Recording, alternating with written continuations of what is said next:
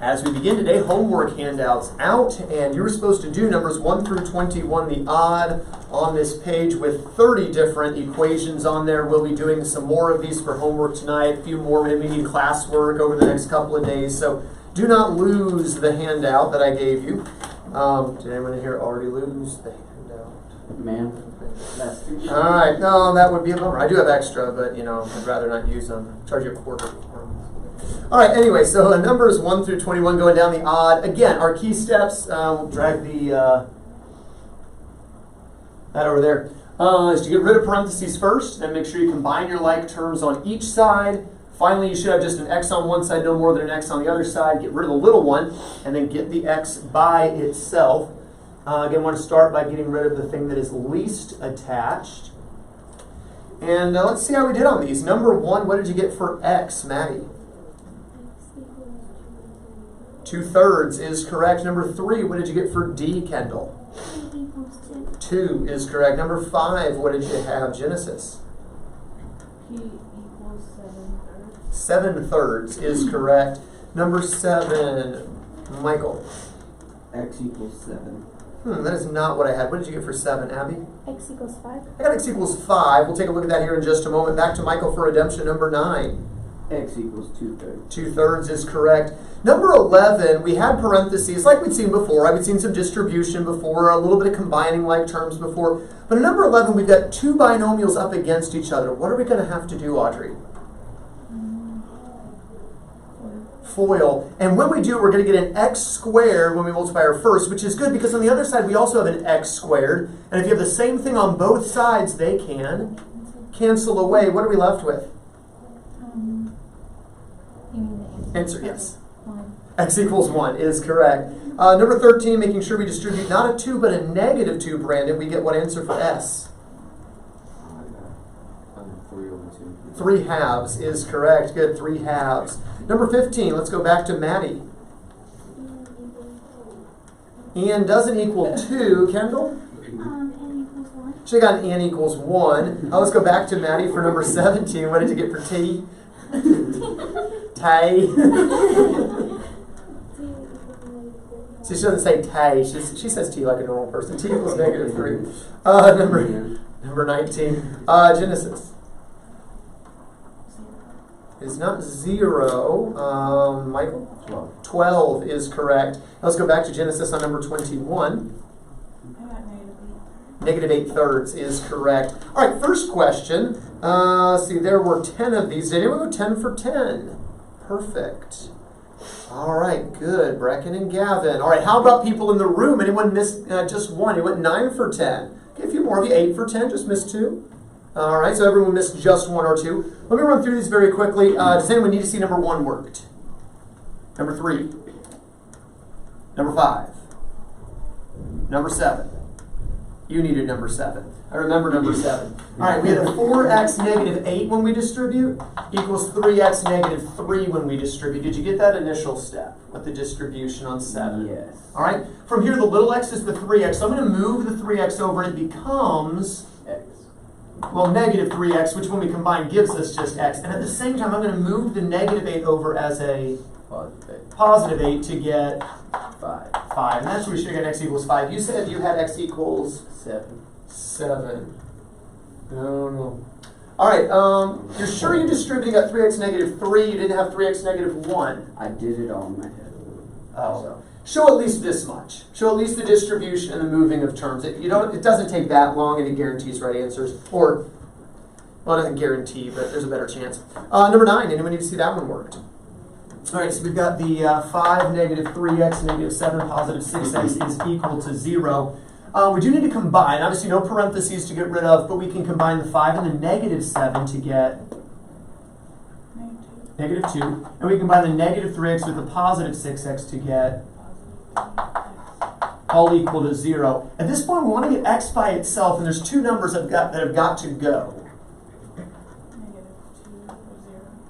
Well, the 0 is not an issue. The -2 is an issue because it's here with the x, right? But there's also the positive 3. We've got to get rid of both of them. This is least attached, so we're going to get rid of that first, move it over, it becomes a 2, and then we can divide away the 3 from both sides. Does that make sense? All right. Number 11. Number 11, you need to see that one. Number 13. Number 15.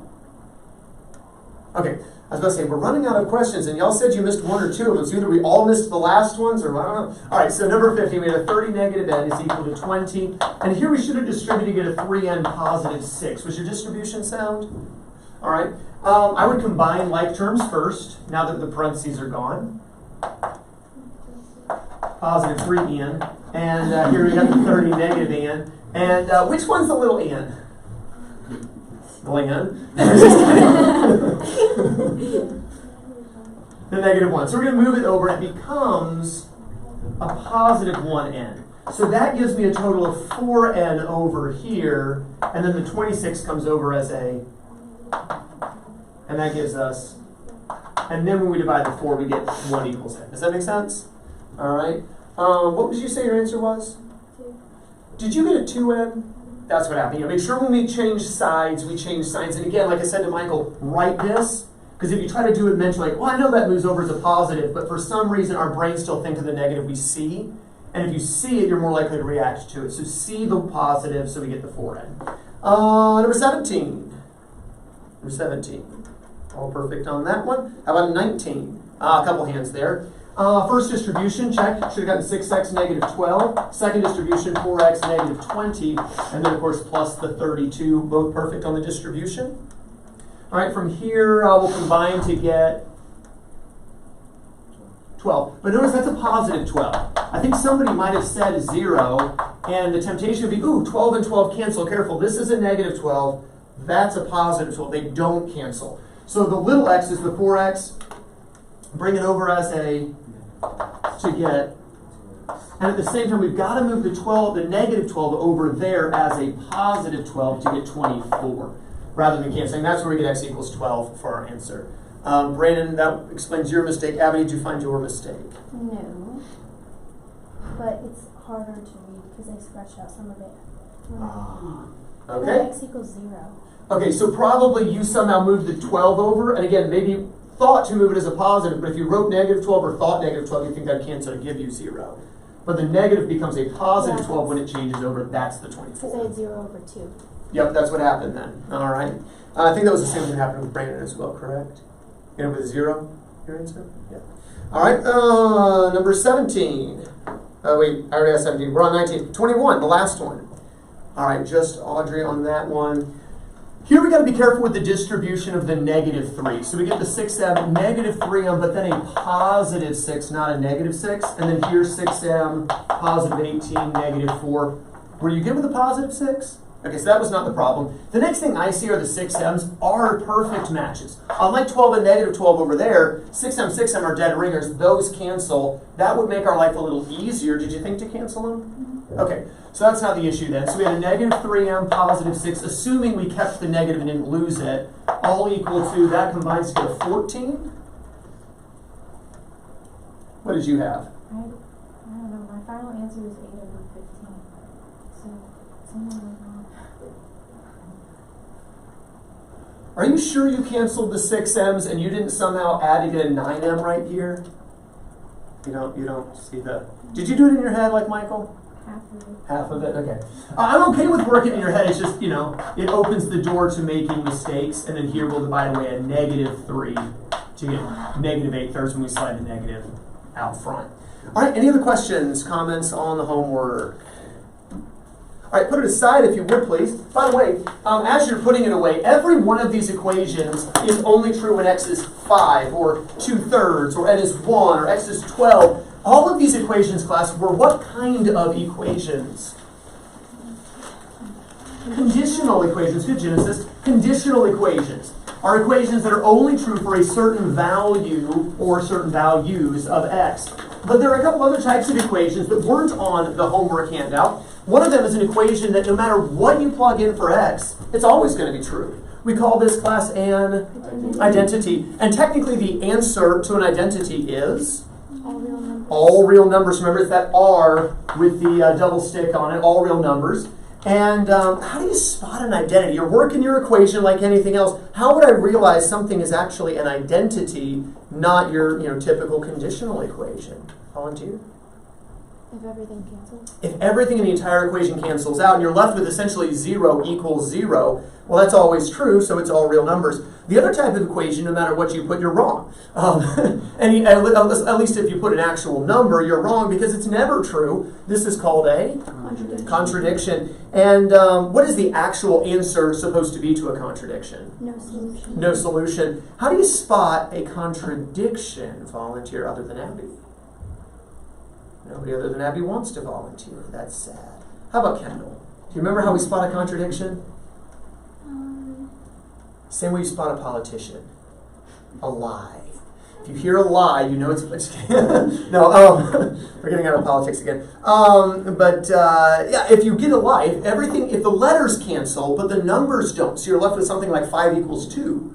Well, that's not true. That's a lie. So it's a contradiction, no solution. We're going to change gears here just a little bit. We said that an equation is an algebraic expression that has what in it? Audrey? Different from everything we did in chapter 1. As we moved here into chapter 2, all of the equations have to have, Brandon? An equal sign. That's what makes it an equation. The next thing in your notes is inequalities. We're going to talk about inequalities now. Inequalities. Chair out of the way there.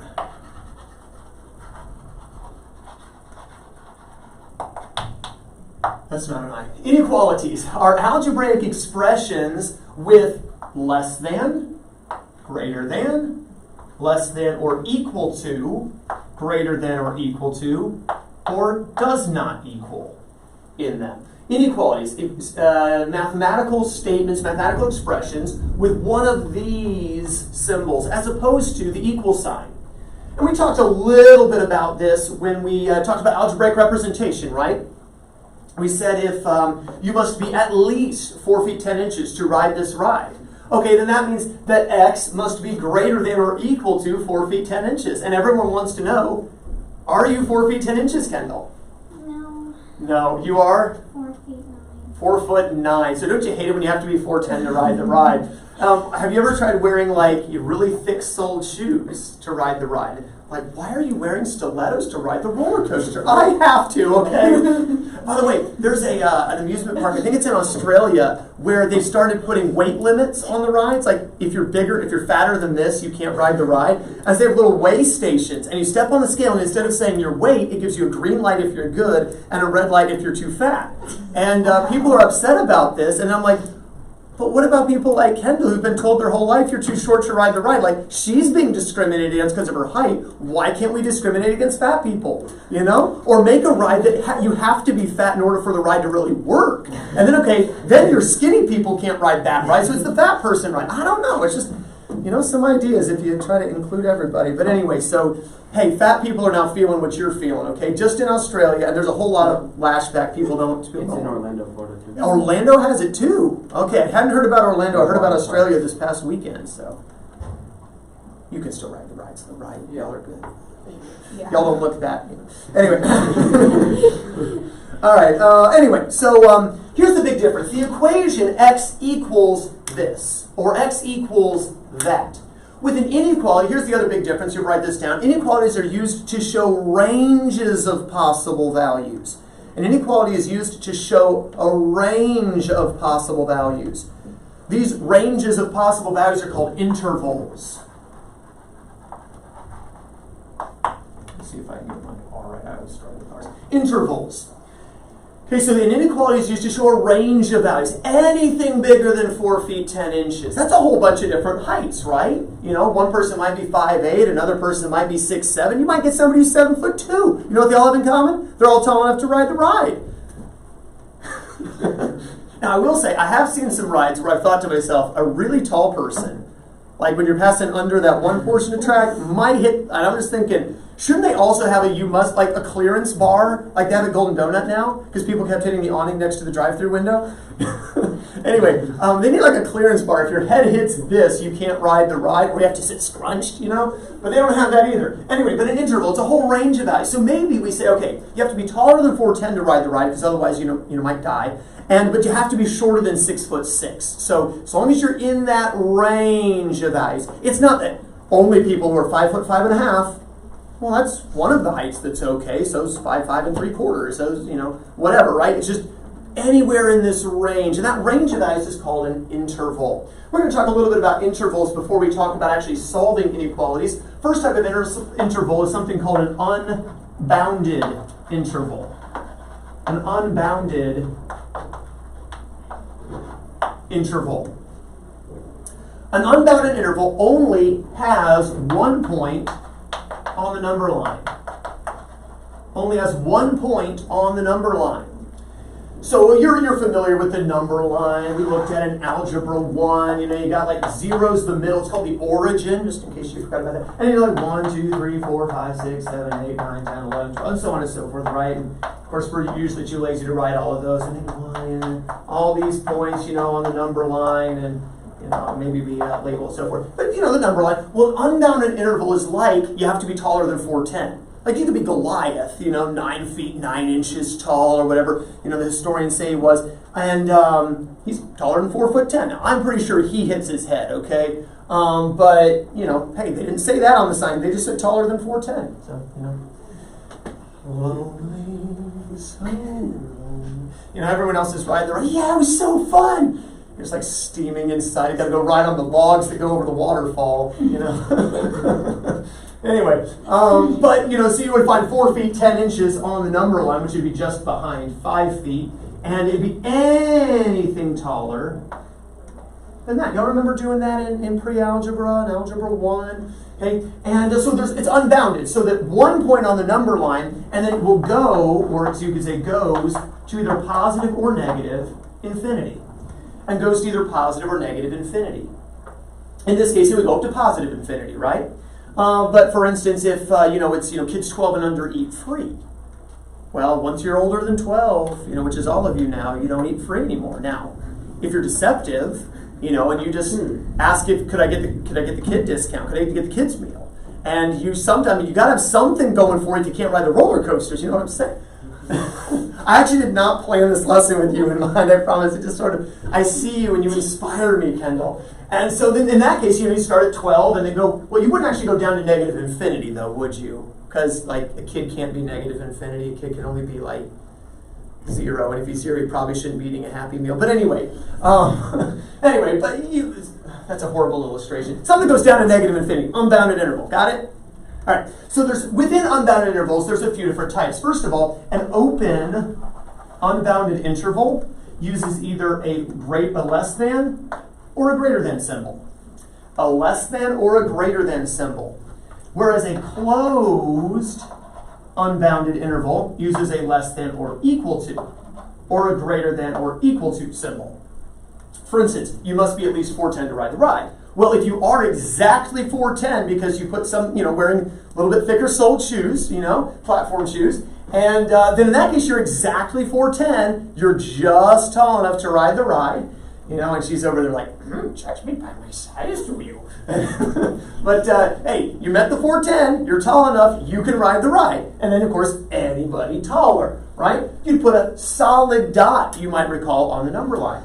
But if you have to be taller than 4'10", like 4'10 1/4, well, remember we put a circle right at 4 foot 10 inches, and then we go from there. Does that make sense? So open has the circle, which is open, and then the closed uses a solid dot or a closed-in circle, if you will. And then there's the last kind of unbounded interval that is called a hole. And that's used whenever there's a is not equal to. This is like, you find out mom's making, liver and onions for dinner, and you're like, I like everything but that meal, like anything but that. So like, here's liver and onions right here at -1, and you put a hole there, and you literally eat any other concoction mom could possibly create from infinity to negative infinity, but there's a hole right there at liver and onions that is not like your menu choice. A hole, or in this case at -1. So for instance, if we said x is greater than 3, what would I do to graph that inequality first of all? Genesis?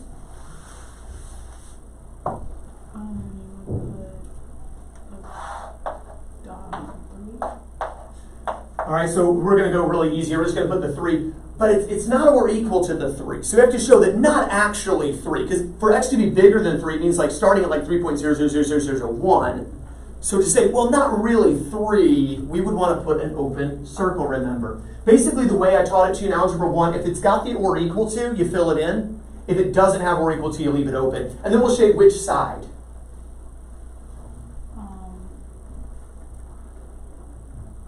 This shows that x is greater than 3. So we need to shade the right side, the big side, the positive side that goes up to positive infinity. Of course, including the arrowhead there.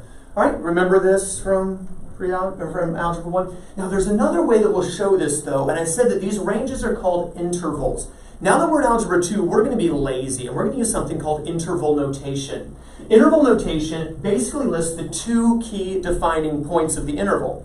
Well, one of them is 3, and the next one doesn't really exist, but it's at infinity. We're going to separate the 2 points with a comma. And then if there is a line here, therefore a solid dot here, we'll put a bracket to show, yes, even 3. If not, we'll put a parenthesis, which is what we'll need in this case to show, well, not actually 3, but like, right, just tiny bit bigger than 3. And infinity, since you can never reach it, uses a parenthesis as well. If you'll make sure that that's in your notes. You don't need the number line, but you need these 2 things in your notes. So an interval just shows the 2 key points, the lowest point and the highest point. If it's an infinity, you always get a parenthesis, because parenthesis means, well, not that one, not quite there, not actually that value. And a bracket would mean, yes, actually that value. So if I had x is less than or equal to 2, well, obviously on the number line, I would start at 2 by putting what class? A closed-in dot, right? A solid dot. And then I would shade the left-hand side, including the arrow. But in an interval, I'd start with the smallest possible value in the range. Well, technically, what's the smallest value in the range, class? Not infinity. Infinity is that way. Negative infinity, right? Negative infinity, up to the highest point in the range. 2. And I said for infinity and negative infinity, since you never actually get there, we always put a parenthesis. But because there's a solid dot, because it could equal 2, we're going to use a bracket to show that, yes, even the actual number 2 is included in this range, in this interval. Right, so make sure you have that in your notes. And then the whole. And we just said x can't be 1. Be anything else, but not 1. Like when your mom tries to suggest, Michael, why didn't you ask so-and-so out? Like, in that moment, Michael makes up his mind. That is the one girl he will never ask out because mom suggested it. Or whatever illustration you want to fill in there. What? Not about my dating life. I'm just not about that yet. So x cannot equal 1. All right, so we put a circle around the 1 to say not that one, and we'll shade everything else. Well, here you see there's actually 2 parts, 2 sides to the inequality, right? So for this, we'll start at the lowest possible value, which is negative infinity, and we'll all the way up to the 1. But obviously, we can't include negative infinity, and we're not including the 1. But then the second part of the range starts at 1 and goes to infinity. Again, not including the 1, and technically not quite getting to infinity. Because if you ever got there, you have to keep going, which is just mind-blowing. But, there it is. Questions on how to convert an unbounded interval from an inequality like we used in Algebra 1 to an interval like we'll use here in Algebra 2. Does that make sense? Showing that. Questions. All right, the next type of interval is what we call a bounded interval. These to me are easier. Because our brains don't really wrap around infinity too good. Bounded interval. has 2 points of division to enclose the range. 2 points enclose the range. For instance, high school isn't 9th grade and up, right? It's 9th grade through 12th grade, right? You're not in high school once you hit 9th grade for the rest of your life. It's only through 12th grade, and then you graduate, right, Genesis? And that's happy. Okay, so 2 points enclose the range. Or if we're talking about, secondary here at Grace Christian School, that's 7th through 12th grade, right? There's a beginning point, there's an ending point. That's a bounded interval. 3 types of bounded intervals. An open bounded interval will use a less than and then another less than, because there's going to be 2 points in the range. Whereas a closed bounded interval will use a less than or equal to and another less than or equal to. Rather than, well, for instance, if 7th through 12th grade is secondary. Yes, 7th grade actually is part of secondary. They may not act like it yet, but it really is. And 12th grade, you might feel like you're done, but as long as you're in 12th grade, you are still part of secondary, right?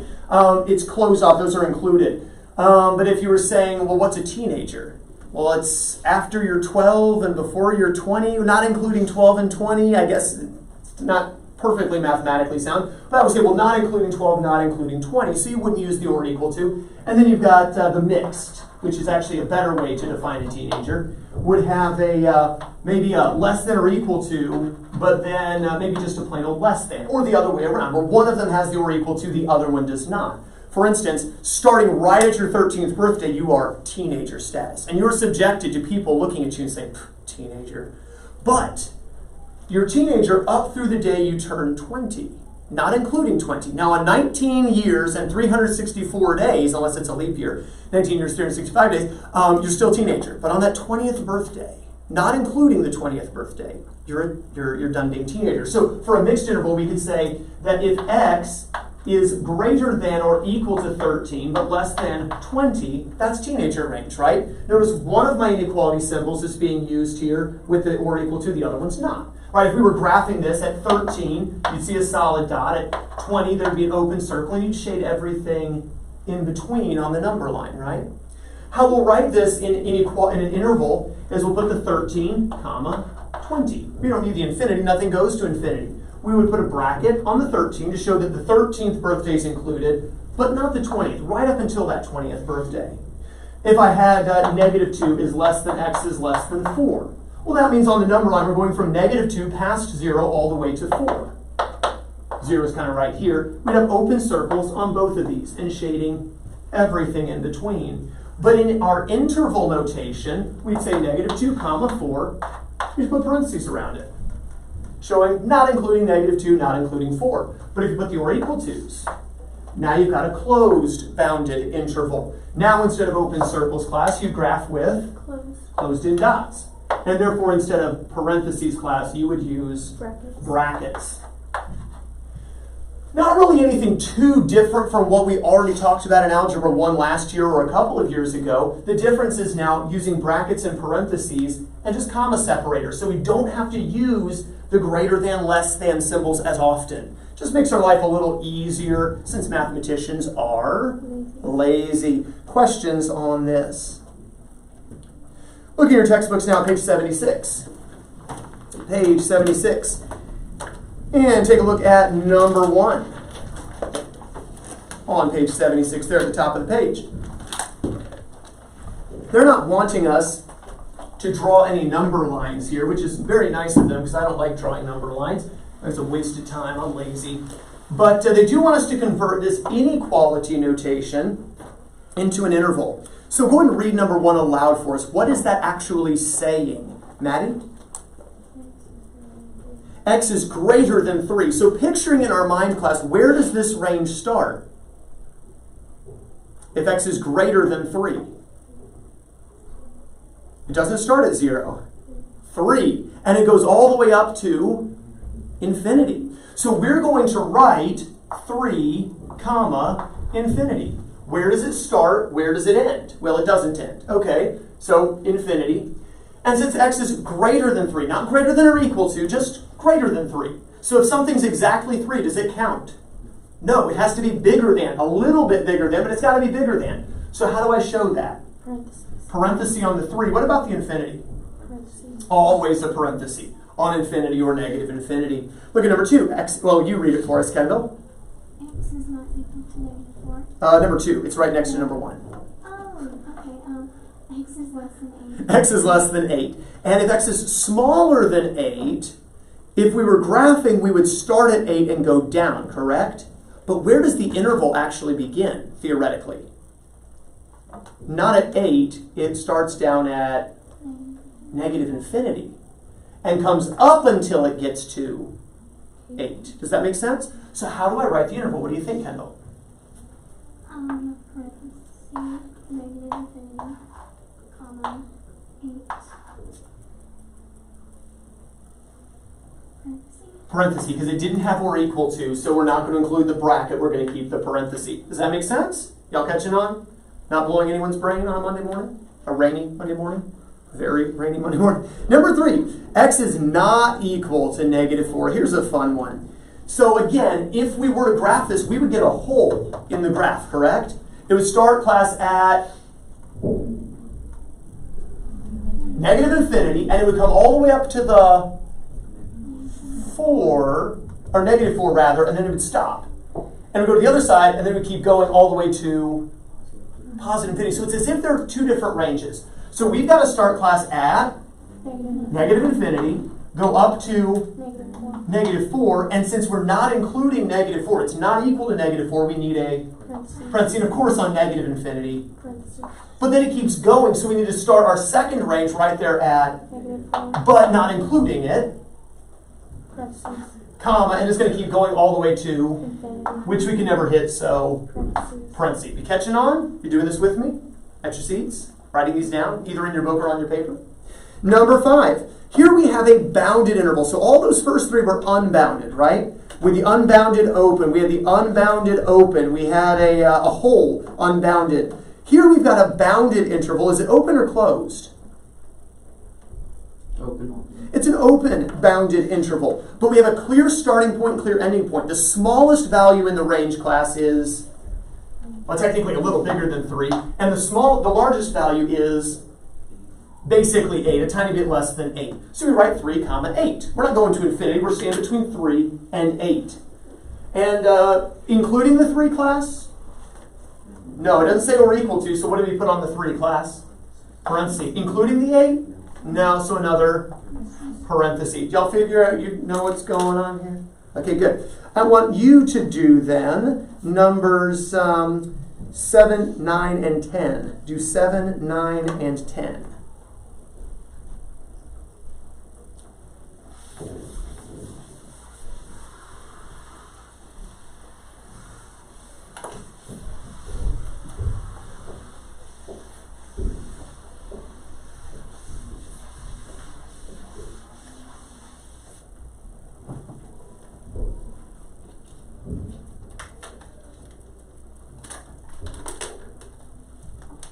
If there's 1 point, it's unbounded. If there's 2 points, it's bounded.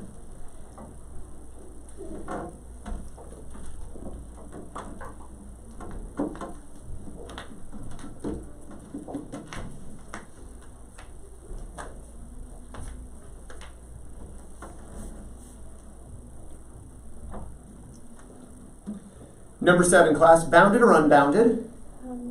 Bounded, open, closed, or mixed? Closed, because both of them have or equals. How would I write the interval? Audrey?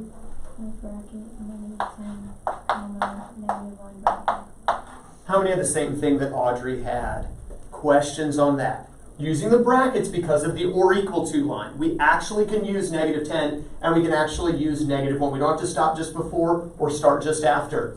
And we just write the 2 values. All right, number 9. Bounded or unbounded, class? Bounded. Bounded again, open, closed, or mixed? Mixed. Mixed this time. How do we write the interval, Michael? Parentheses 6, comma 13, bracket. Good. 6 to 13 is the range of values, not including 6. We have to be a tiny bit bigger than 6 to start out, but we can actually go all the way up to the 13, including the 13. And there's our answer. How many had this for number 9? All right, number 10. Open, closed, or mixed? Mixed. It is a mixed bounded interval here. How would we write this one, Genesis, for number 10? -3 and parentheses.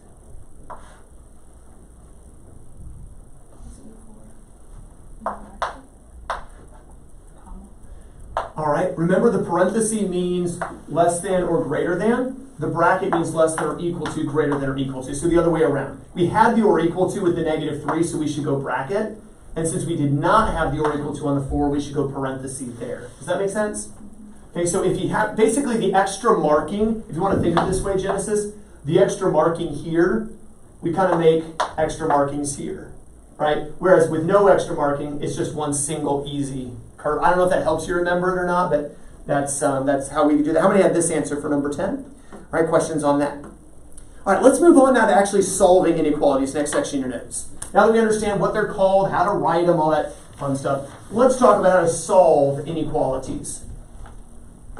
Solving inequalities. And pretty straightforward because it's going to be the same steps we use for solving equations, just with a little bit of a difference. So next section in your notes, solving inequalities. I want you to write this down. Solve just like an equation. Solve just like an equation. But, solve just like an equation, meaning you get rid of parentheses, you combine on each side, you get rid of the little x, you get x by itself. All the normal stuff you do for an equation. But, if you multiply or divide by a negative, if you multiply or divide by a negative, comma, switch the inequality. If you multiply or divide by a negative, comma, switch the inequality. It's the only difference. If you find yourself multiplying by a negative or dividing by a negative, switch the inequality. You may want to jot something down, because you know how the other day we looked at an equation that was like -4x, -5 is equal to -9? And I said, you know what you could do here? Just change every single sign. And that way makes your life easier. Technically, what did I just do? I technically divided every single term by a -1. Well, that's dividing by a negative, right? So you might also say if you change all the signs, for instance, -4x is greater than -5x, -9, or something like this. I'm like, okay, I'm going to change all the signs. Change, change, change. All right, technically, I just multiplied everything by a -1. I've got to reverse that inequality, flip that around as well. So if you change all the signs, technically you are multiplying or dividing by a -1. In any of those cases, you would switch the inequality. That's the only difference. Otherwise, you solve the same. Write this example down. 2x positive 5 is less than 7. 2x positive 5 is less than 7. If this were an equal sign, I would say, well, I have no parentheses to get rid of. I can't combine anything. There is not a little x, so I guess I'll just get x by itself, class. Start by moving over the 5 as a. Did I divide by a negative? No. I didn't multiply by it. I just moved it as a negative. So I get 2. And of course, over here I have the 2x, right? I didn't divide or multiply any negatives, so I don't change the inequality. It's still a less than symbol. And then I get x by itself. I just divide away the 2. I didn't divide by a negative, just a plain old 2. I don't need to flip anything. I'm going to keep x. I'm going to keep the less than is less than 1. 2 divided by 2 is 1. So x is less than 1. Meaning everything less than 1 all the way down to negative infinity. So my answer is from negative infinity up to 1. It's an unbounded interval. Always parenthesis on the negative infinity. And in this case, there's no or equal to. What do I put here, Genesis? Parenthesis. If there's not an or equal to, it's just a parenthesis. The or equal to means to make it a bracket. So we'll just leave our answer like this. Write this one down. 5a, -6, -10a is greater than or equal to 19. No parentheses to get rid of, but I do have a little combining I can do here. Audrey? You get -5a. Right, combine your a's together and get a -5a. -6 is greater than or equal to 19. Now here I see a few negatives here. I could, if I want to, change all the signs, but if I did, class, I'd have to switch this. Instead of a greater than or equal to, it'd have to flip and become less than or equal to. So I'm not going to. I'm just going to get the a by itself. So to get the a by itself, I need to move over the Negative 6 as a, Positive. and again, I recommend showing that step. So you don't accidentally subtract 6 to get 13, but instead you get 25. And then, of course, we need to get the a by itself. So what do I do to get rid of the negative 5?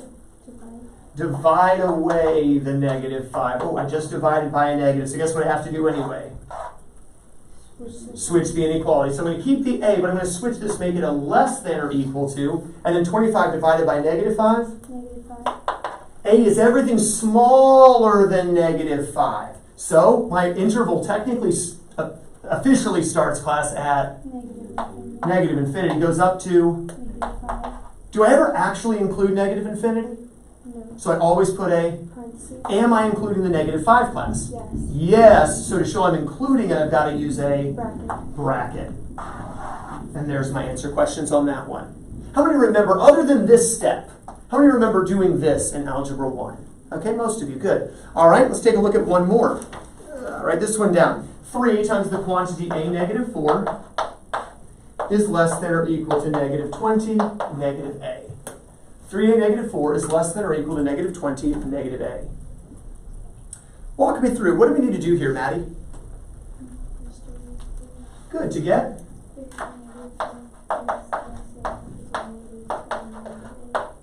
Then what, Michael? You need to combine the a's. Well, I can't because they're not on the. I don't have a's on the same side, but I can go to step 3. Just move the a over. Good. Get rid of the little a, which is my negative a. When it moves over, it becomes Positive. Positive a. positive a. I was asking Michael, and thank you. So I end up with 4a. 4a. And while I'm moving the a over here, I might as well move the Numbers. negative 12 over the other side, get rid of it early to get a Positive 12. positive 12, so that I get 4a. Notice I haven't multiplied or divided by any negatives. I'm going to keep the less than or equal to sign. Let me keep it lined up here. Less than or equal to 8. Negative 8. negative 8. And now to get the a by itself, what do I need to do, Kendall?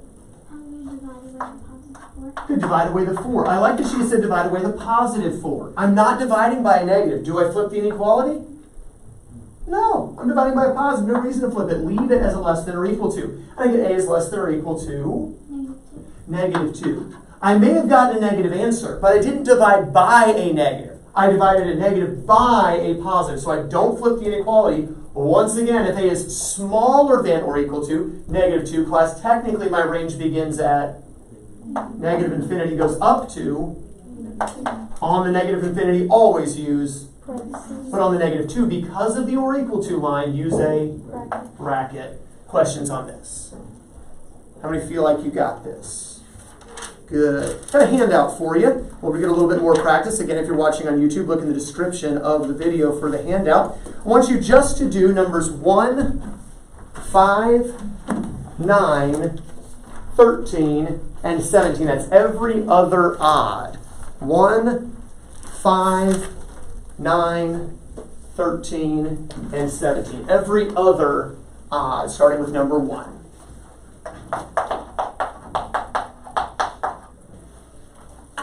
Work on these 5 problems.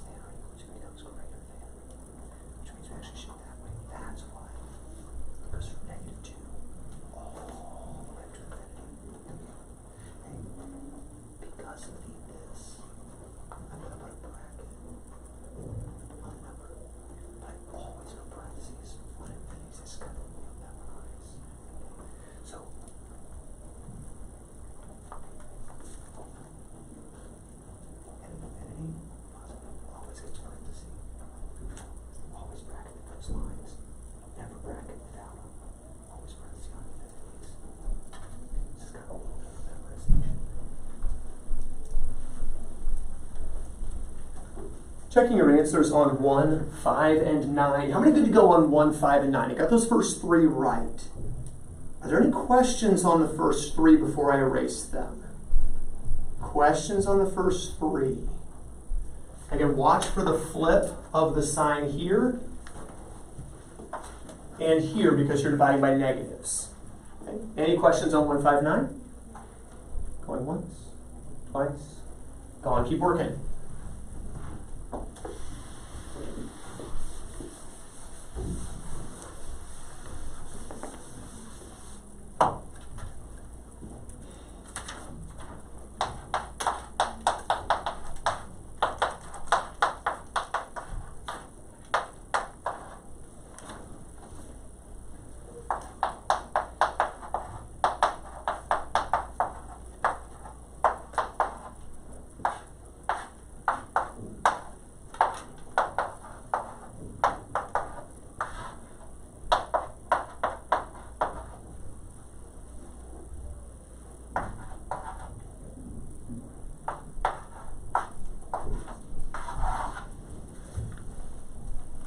We're almost out of time. Number 13, how many notice that there's a 2x squared on both sides? What can I do with those, class?